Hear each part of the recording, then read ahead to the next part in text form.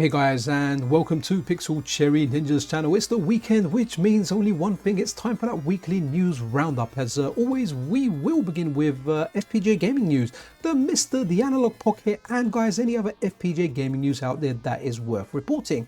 Timestamps are available, guys, so use those to navigate your way around the video. Also, guys, so I do have a link to my Discord in the description of the video. If you want to come along and chat and just hang out, check that place out. It's a very friendly environment. And before we begin, guys, let me tell you about my Patreon. If you want to further support the channel, just going beyond subscribing and liking, you can definitely do that. Then we have a sponsor, the sponsor of the weekly news show, MiSTer Add-ons. Check them out for all your MiSTer needs, whether it's a full setup or just bits and bobs. And finally, guys, before we begin, don't forget to check out London's best arcade, Free Play City. Anyway, guys, let's see what's happened in the last week in FPGA and random and retro gaming.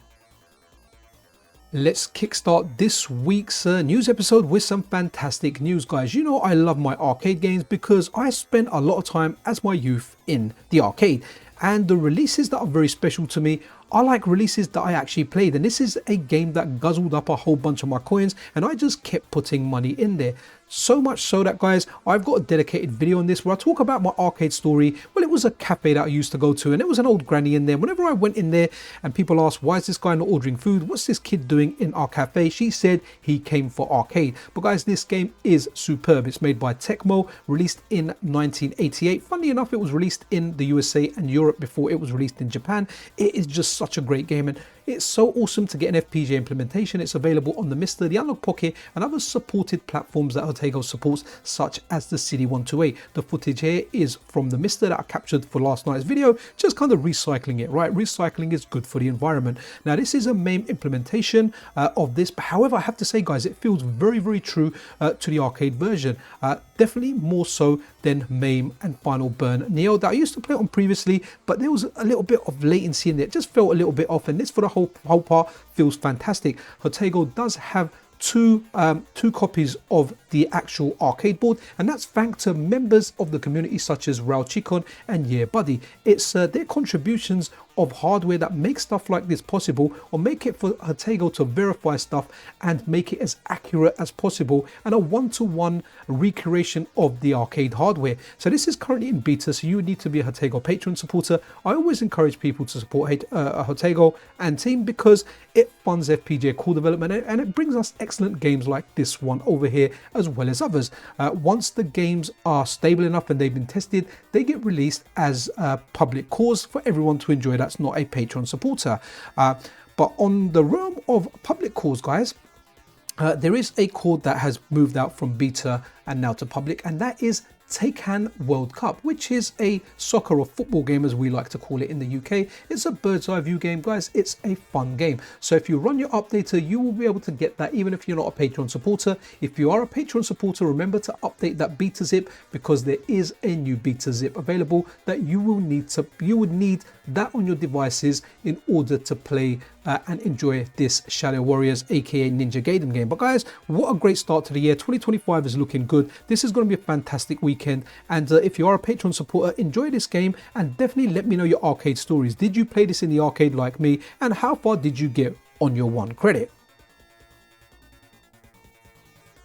And I feel I should give you guys a reminder for 2025 that Ranny Snice does awesome wallpapers. He's got an awesome option available via Update Tool where you can turn on Ranny Snice wallpapers and you get cool wallpapers like this. And it's amazing. Not only do we get Ninja Gaiden aka Shadow Warriors, the game, to enjoy on our FPGA platforms such as the MiSTer, we also get an awesome wallpaper by Ranny Snice. So Ranny Snice, love your work and just love the speed that you work at, right? Even like I do videos fast sometimes, but this guy's released a wallpaper literally hours after Atari releases the core, and guys, it looks fantastic. So if you want to get this, you can either head over to Ranny Snice's GitHub where you can download this individually and add it to your MiSTer, or you can just run it via Update Tool where you can get the whole archive and it will cycle through a whole bunch of wallpapers. But either way, great work from Ranny Snice, a wallpaper for an arcade favorite that acts as beautiful eye candy on our MiSTer FPGAs. So earlier in the week, Hatego gave us a game. So we've had like a JT Tuesday, was it? Tuesday or Wednesday? I think it was a JT Tuesday. So we've had a JT Tuesday and a JT Friday, guys. And this game here is a game known as Devil World in Europe, Maju no Okoku in Japan, and Dark Adventure. I was going to say Dark Adventure in North America. This game is on the Konami Twin 16 system, something that Hatego is working on. And the person that worked on this game also worked on Gradius and Life Force. So we're really looking forward to Gradius 2, which is on this system. But it's nice to get this game. It kind of reminds me of Gauntlet a little bit, like an arcade kind of dungeon crawler. Definitely something worth checking out. This is currently a beta course, so in order to have access to this, you will need to be a Patreon supporter. But guys, it's a good time to be a Hatego patron. That's like one game New Year's Eve and another game like 3 days into the new year. We are eating good in 2025. This is available for the MiSTer, the Analogue Pocket, and other supported devices such as the CD128. And while we are talking about the Twin 16, guys, the game that I'm most looking forward to on this system is Gradius 2. It's a difficult game. It punishes me and it frustrates me when I lose a life and I lose all my power-ups, but I absolutely love this game. So a tweet here from Hatego where he says, Gradius 2 stores some sprites on RAM instead of ROM. These RAM sprites have been a bit troublesome, but it works now, except for a little detail. Somehow collisions are not detected. This is the MiSTer FPGA core that we're seeing over here, and likely this will come out for the Analogue Pocket. Well, it will come out for the Analogue Pocket and other supported platforms as well. And what was really funny, I think Neil Severa said you need to leave that in there as a cheat. You know what, I'm kind of for that because this will be a difficult game to complete, and if collisions are off, guys, I might finally be able to complete it. But this is something definitely to look forward to. The Konami shmups are fantastic. This horizontal shmup, I don't think there's vertical parts in it. I think it's just horizontal all the way through. Gradius 2, amazing. And like I keep saying, guys, 2025 is just shaping up to be an amazing year for FPGA gaming. I just wanted to remind you guys that, do you remember in December, Hatego said that he was working on a 90s core, a 90s arcade core, a personal project, something that he wanted to bring out for himself. And for whatever reason, I can't remember why, I think he was working on some other stuff, so that got pushed forward a little bit, other stuff got priority, and yeah, we've had plenty of releases since. Scott here kind of asked, awesome, can't wait to test it out. He's speaking about Dark Adventure there. Does this mean there's still a new 90s core in the early new year? And Hatego responds to that and he says, I had to push my own wish list a bit, but it will come. Well, do I know what it is? Or maybe I don't know what it is, but whatever my thoughts are, I'm not going to share them just in case I'm right.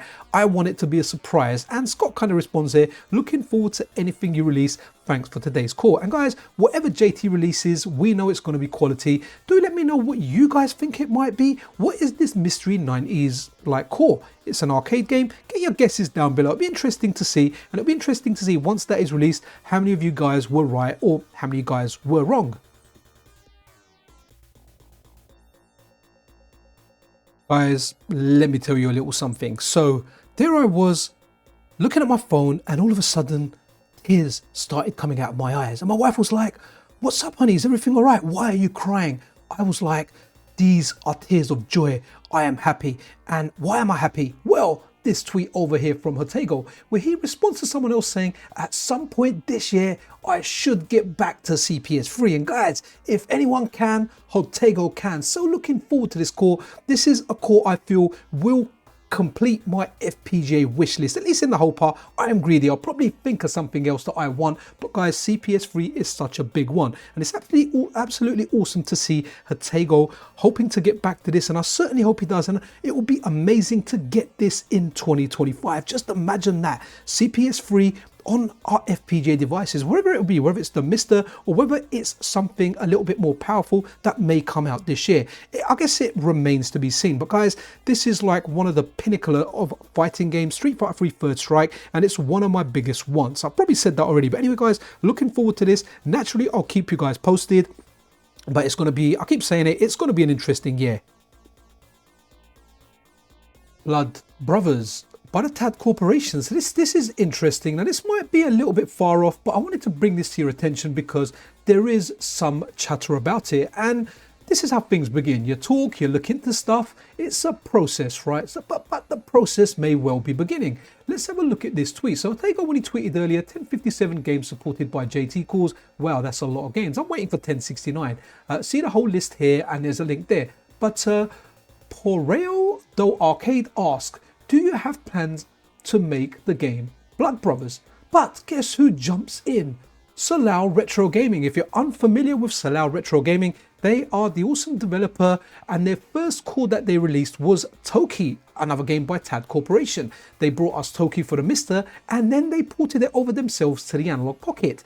And I think it was using JT Framework, at least for the Analogue Pocket side, so fantastic stuff. And this is the favorite game. I kind of prefer Cabal because I played Cabal, but it feels like a very, very similar game. So Salau Retro Gaming comes in and says, I'm currently trying to recreate schematics for Toki and making some fix to make it closer to the original. Once I'm done, could take some time. I planned to work on Blood Brothers and make it available in JT cores. So guys, anyone out there waiting for Blood Brothers or potentially other games from this or similar hardware, well, we may be in for a good surprise. So looking forward to that. Salau Retro Gaming's Toki core is excellent. Even though it was initially based on like a MAME implementation, it feels very, very close to the arcade. At least when I played it, it felt identical to the arcade, and they are still looking to improve it. So hopefully we'll get Blood Brothers in the future. Absolutely awesome.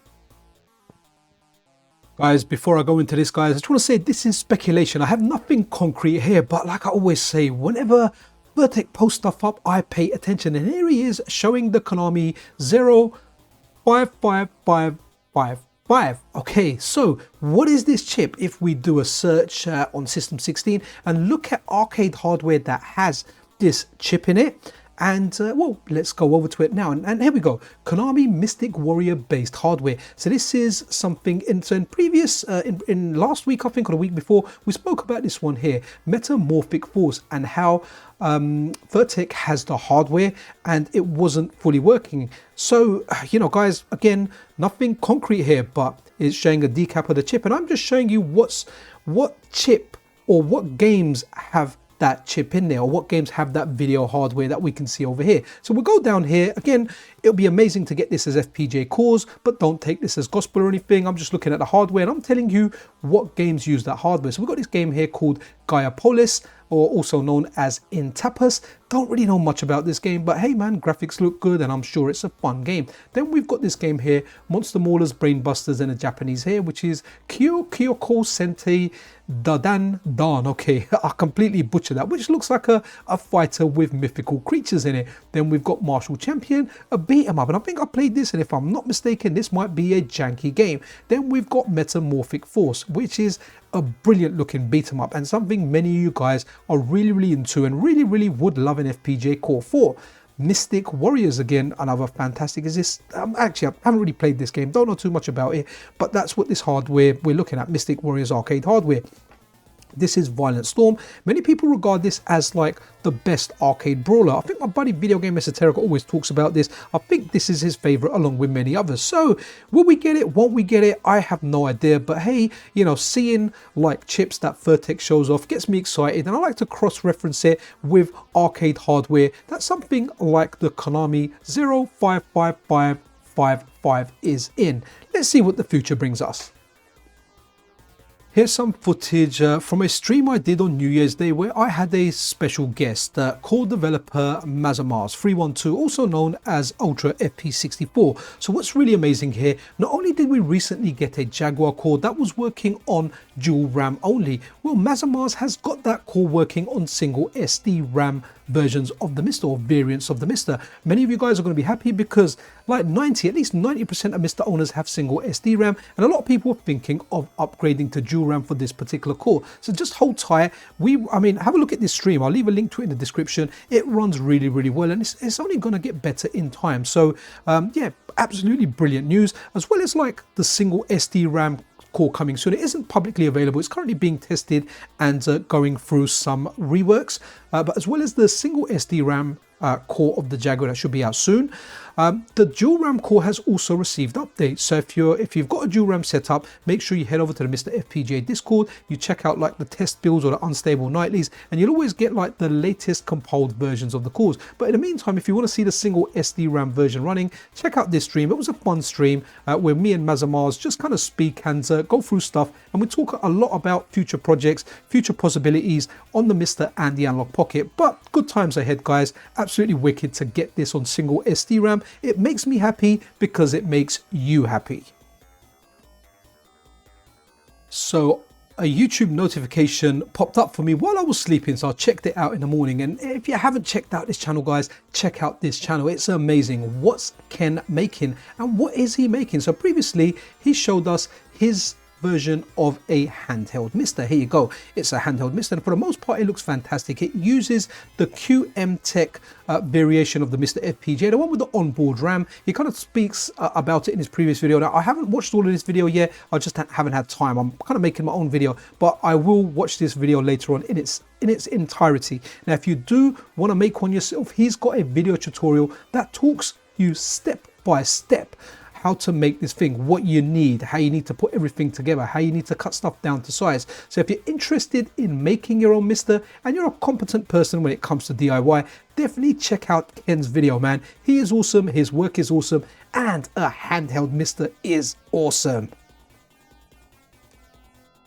And just a quick look at what's going on with like MiSTer Pi or Retro Remake in general, and just a couple of things here. Now Retro Remake do a lot of stuff. They do like the Nintendo Switch light OLED screens. That's what something I'm interested in. I think I might have mentioned it once on the channel, but it's worth checking them out because they've got some decent stuff that they're doing, and they've got decent stuff planned as well. So this tweet here from Tehkan, one of the main guys behind Retro Remake, where he says, "Happy New Year. The MiSTer Pi batch-free NFC reader is ready for SMT and basic case design. I'm going to reserve some turbo packs to give out as rewards to people that create cool open source case designs." So there you go. If you want to create a cool open source design, you might be able to win yourself a little something. And just to kind of round up over here, so Tehkan, when he kind of showed off that PlayStation MiSTer console that he's releasing, OJ Machine here says, "Other ports for memory card and controllers decorative or functional?" And Tehkan replies, "Functional." So I think I covered it last week anyway, but just a reminder that you'll be able to plug your PlayStation memory cards in there, and you'll be able to plug your controllers into the controller ports. Let's see what's happened in the last few days or the last week in the world of Zaparoo. So Wizzo here, the main developer behind the Zaparoo project, says, "Hey, a new Zaparoo Special Edition Galaxy's zip pad is now in stock on my shop. These will be a once-off run. Once they're gone, they're gone. It's an awesome looking glittery deep purple with a unique vinyl label to match. Take a look." Well, let's take a look. They're still available at the time of shooting this video. And guys, like, because of my new job, I'm shooting this video on a Saturday morning, and pretty much as soon as it's done, it's out there for you guys to watch. So if you do want to get yourself one, £35, UK pounds that is, including shipping. So yeah, check it out. It does look very, very nice. And this one here from Wizzo, which is even more exciting. Let me play that video while I read out the tweet. So very close to new release of Zaparoo and wanted to try add one last feature. Now possible to auto save when cards are removed. Really pleased how it turned out. So there you go. So you tap a card on the reader, it launches a game. You leave the card on the reader from what I understand, and when you remove it, it actually saves the game for you. Fantastic feature. Remember, you can turn this stuff on or off to your heart's desire, but it's just amazing seeing stuff like this. Moving on from Zaparoo, now let's touch down with some ZapLauncher news. So Anime Otaku has been working on this, and he's bringing some awesome features to ZapLauncher. So over here he says, "I'm proud to announce that the game launcher project is now officially called ZapLauncher, and thanks to the Geek Cave, the project has seen some major developments. Check out our GitHub page." Thanks to Geek Cave, because I remember Anime Otaku saying he needed some help, and yeah, I guess the Geeks Cave is that help. So two awesome people meeting equals double the awesomeness. Anime Otaku here says, teaser for what's coming. ZapLauncher, not the final product and still in active development.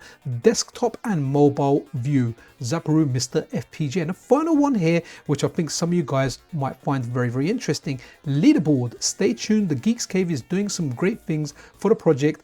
ZapLauncher, stay tuned. And here you go, guys. So leaderboard. So once you're playing stuff, it kind of records your high score, and you can try and beat your high score. When your friend comes around and you were young and he always said he was better than you, you can say, well, you know what, prove it, beat my high score, and here's my high score. It's recorded, so the proof is there. But awesome stuff. Love Zaparoo, love ZapLauncher. It's just becoming better every week. If you've been watching this video all the way through, you know we spoke about the Atari Jaguar core working on the MiSTer FPGA that have single SD RAM. Well, as well as that, the developer that's working on bringing it over to single SD RAM on the MiSTer is also working on bringing it over to the Pocket. We had a first look at it on our New Year's Day stream. That's what you're seeing the footage from. If you want to check it out more and hear more about the developer actually speaking about the work and what it takes to get it working on the Pocket, definitely check out that stream. But guys, many people said this was impossible. You won't be able to get this on the Pocket, and it looks like it's coming along to the Pocket. So even though at the moment there are some graphical glitches, it is a very early work in progress, but things are looking good. So hopefully we will get a fully fledged working version of the Atari Jaguar on our Analogue Pockets. I want to say it again, guys, and I've said it a few times already, but 2025 is looking damn good. And let's welcome back Random Monk 3, the main developer behind the Analogizer project. What is the Analogizer? Sorry, what is the Analogizer? It's something that lets you output your Analogue Pocket to a CRT, and it also lets you use original controllers via snack. So a series of tweets here: Analogizer Neo-Geo core update, added support for PSX snack controllers and improved SVGA scan doubler video output mode. So if you ever wanted to use a PlayStation controller, if that's your favorite controller, you can use that now with the Analogizer. And what we got here, okay, Analogizer starts 2025 with updated SNES core, fixed video output and added snack PSX port, player 1 or P1 left analog stick can be used as light gun. Happy New Year. Wow, absolutely awesome. So if you want to play a light gun game, you can use the analog stick as a light gun. Right, Analogizer PC Engine core update now supports PlayStation snack game controllers, digital and DualShock and DualShock 2, improved SVGA scan doubler and the latest fixes by AG23. And a final one here, Analogizer PC Engine CD core updated. Again, all of these ones here are common theme here. They're getting PlayStation or PSX snack game controller compatibility. But yeah, absolutely awesome. And a thanks to Mazamars there. That's the developer that's working on bringing over Atari Jaguar to single SD RAM as well as the Analogue Pocket. And as you can see, very active in the community, helping Random Monk 3 with optimization of the Analogizer cores. Anyway, guys, awesome stuff. The Analogizer. There is always a lot of interest on this channel from you guys regarding Replay 2. It's one of the projects I'm personally very excited about in the year 2025, as well as some other upcoming projects, some of which I can't even discuss yet. But here we are, Replay 2, what are they saying? They updated their website, so let's go through what they put there. So that was December the 30th, that was last Monday. So here we go. Well, here we are at the end of 2024 already. I get a lot of questions along the lines of, where are we at? Why is it taking so long, etc, etc. Replay 2 is a complex board, both electrically and mechanically. I'm trying to do it at low cost, which means a low layer count PCB. The design drawing schematic is complete and has been for a few months. I have most of the parts already to build, or I have most of the parts already to build the 10 initial prototypes. The process of getting all the parts positioned on the board is pretty much done, and I've nearly finished routing it. We had very early access and the tool support has come a long way since I first pinned the board out. Running the completed design through the tool showed a few problems, but these are pretty much fixed. I'm really hoping to finish the PCB finally in the next few days and get the prototype boards back in January. This will still give us 2 months to check everything over before we start building boards in volume in the spring. There are near daily updates on the Discord. This link is valid for 7 days. Guys, if that link is invalid when you go to it on this article, just hit me up in comments and I'll give you guys a link. They're very, very active on there. And like Mike J here says, that you can go on there, you can ask questions, and you can really get into that flow of development and all the hard work that the Replay2 team are doing. But yeah, again, looking forward to this very much so this year.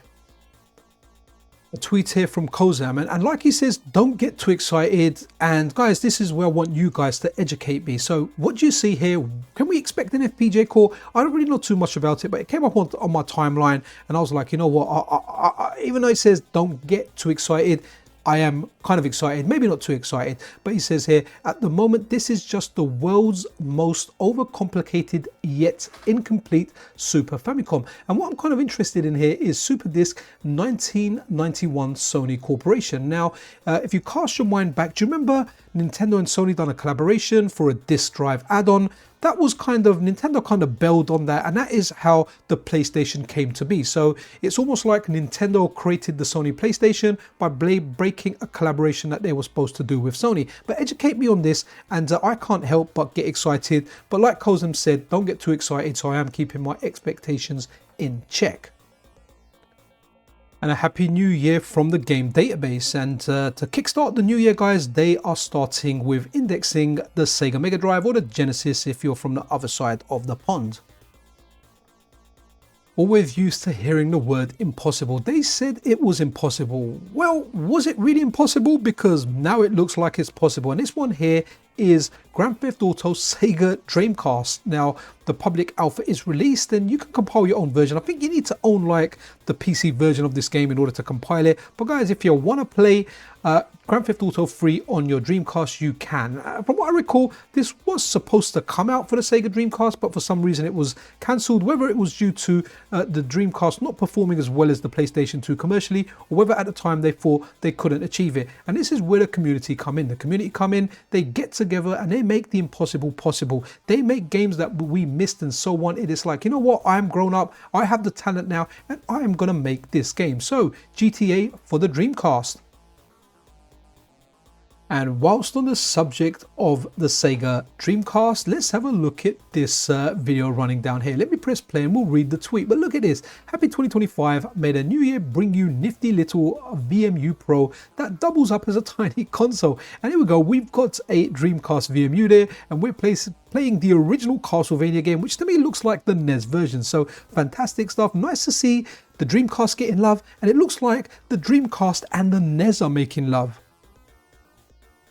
Okay, let's try and do this. I tried this on my phone before, but let me see if I can do it on a keyboard. I don't know what the keys are. Right, okay, tap to play. So let me tap it and okay, so space, right. Okay, so up, down, left, right. So here we go. Let's solve this captcha. It's a Doom captcha and it wants to find out if you're human. And I'm going to suck at this and I'm never going to get to this thing. It thinks I'm a machine, but it's Doom and it's in difficult mode. And yeah, this is the best captcha I've ever seen. Amazing.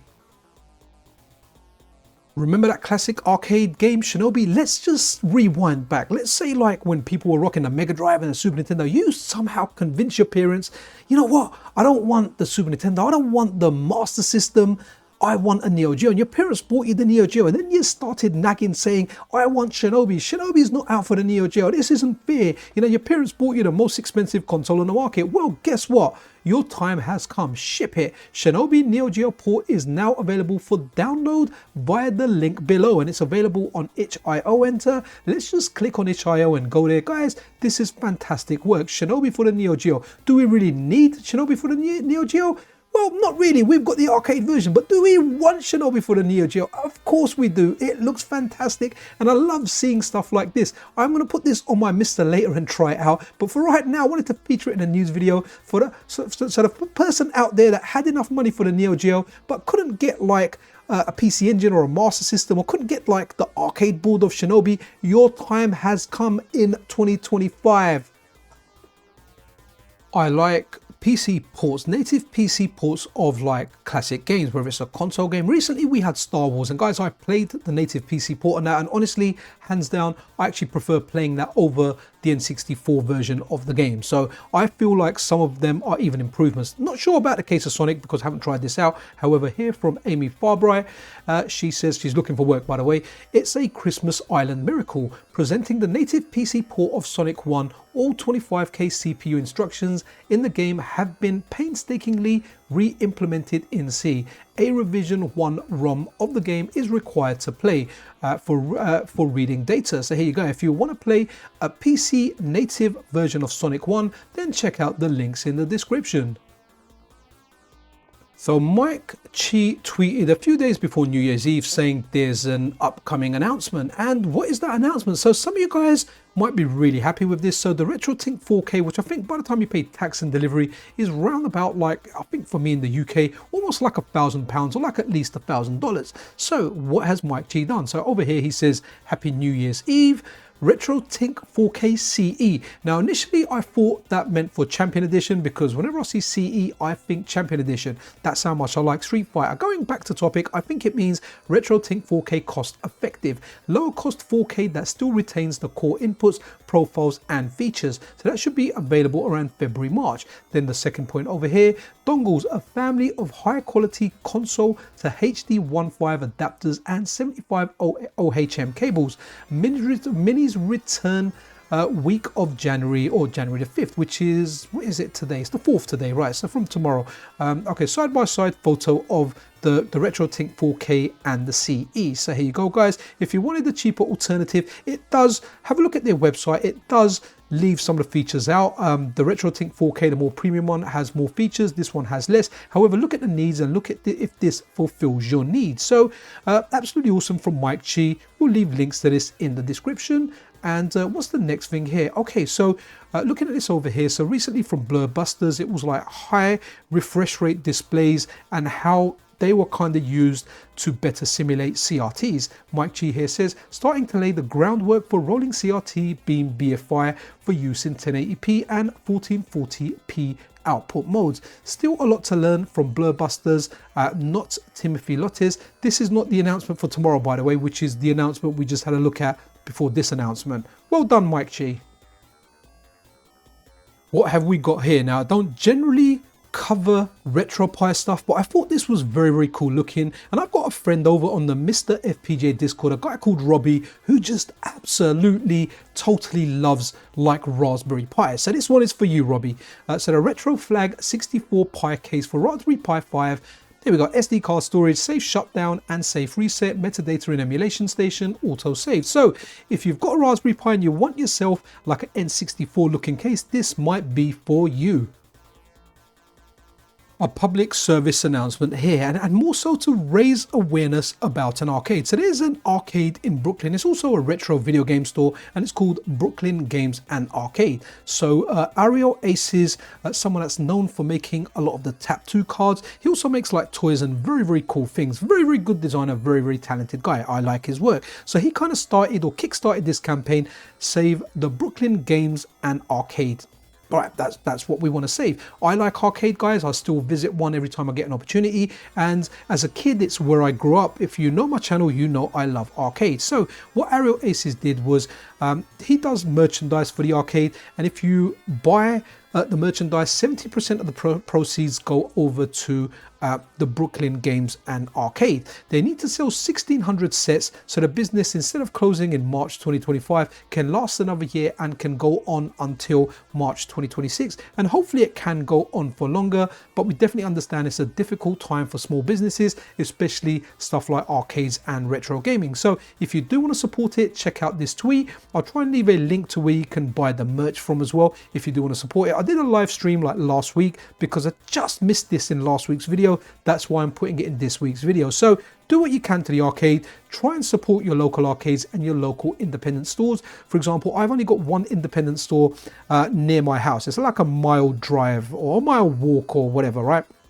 Unfortunately, they don't have too much stuff there that I want, but anytime they have something I want, I know sometimes if I can pick a game up for 35 and these guys are selling it for 40, I was an independent games retailer at one point. I know what it's like. So I try and support them wherever I can, and I like to encourage this stuff as well, because once this stuff goes, we lose a community. This is somewhere where we can play games, hang out with like-minded people, and make new friends. You know, when you go to an arcade, you're there for the same games. It'll be like, wow, dude, you're really good at this game, like, and you become friends. I've made a lot of friends from the arcade. So Save the Brooklyn Games and Arcade campaign is live, and you can definitely contribute towards saving this small independent business.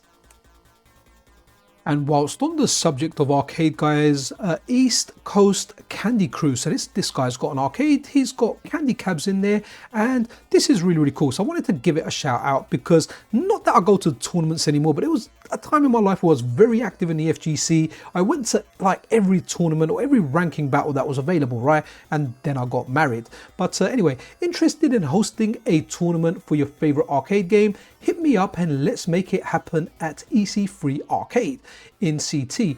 Full stream setup, up to 4-person comms, USB devices accepted, all hardware provided by me. So the hardware is actually provided by the arcade. You just need to arrange a tournament. This is what this place was built for. Hit me up if you want to. Okay, if you hit me up if you want to run a tournament. So guys, if you're in that neck of the woods and you can get to this, hit East Coast Candy Crew up, and maybe you can host your own tournament. And the guy's even going to provide his equipment. That's awesome. And he should also mention hosting a tournament is free here.